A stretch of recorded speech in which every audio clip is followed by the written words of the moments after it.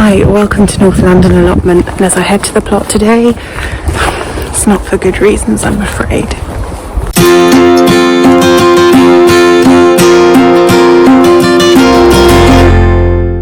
I'm just approaching the plot now, and I'm just going to ask you to play some Spot the Difference.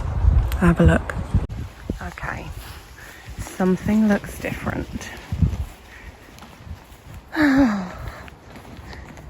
I'll show you what it is, and it makes me sad. I can't do anything about it, so just have to be philosophical. So yesterday we got our 5th blight warning, so I had to start chopping down my tomatoes.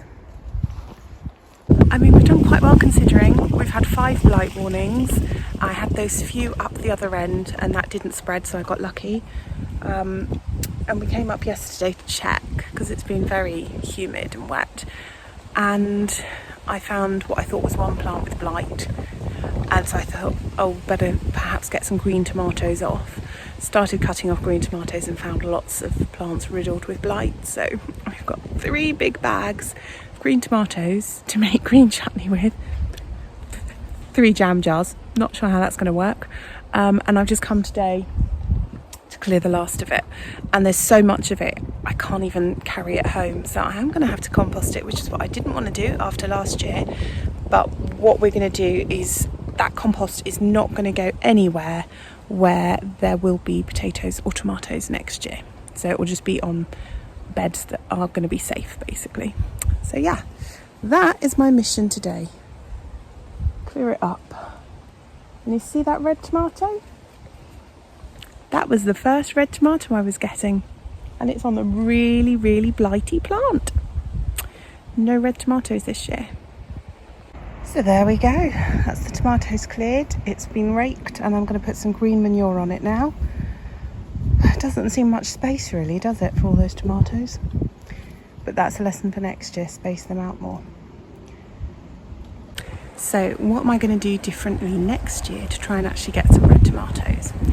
I'm going to start them earlier because now I've got grow lights and I've got a heated propagator as well, so I'm going to start them much earlier, probably beginning of February, maybe even end of January, because the lights will just make them happy, so that's good because it's the daylight that's important for them growing. I'm also going to invest in 1 or 2 blight resistant varieties. Now Nigel on Muddy Boots grows blight resistant ones, and I think it's Crimson Crush, might be Mountain Magic, so I'm going to check out his channel and see which ones he grows because it's a good recommendation. So I will be using a blight resistant variety that I know will survive and give me some tomatoes, because this year I've got, I mean, last year I dehydrated, I froze.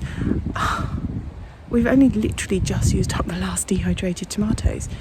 This year I've got nothing, absolutely nothing. We've had a few yellow ones to eat and green tomato chutney, that's it. Now, it hasn't been the best growing year. I know some people have done well, but I know a lot of people have struggled, so I'm not going to let it get on top of me. I'm just going to kind of take it on the chin and move on and learn from it. Grow some blight resistant tomatoes. Also going to space them a bit further apart. So I hope that your tomatoes are doing better than mine. I hope blight has passed you by. Fingers crossed for you. Until next time, bye.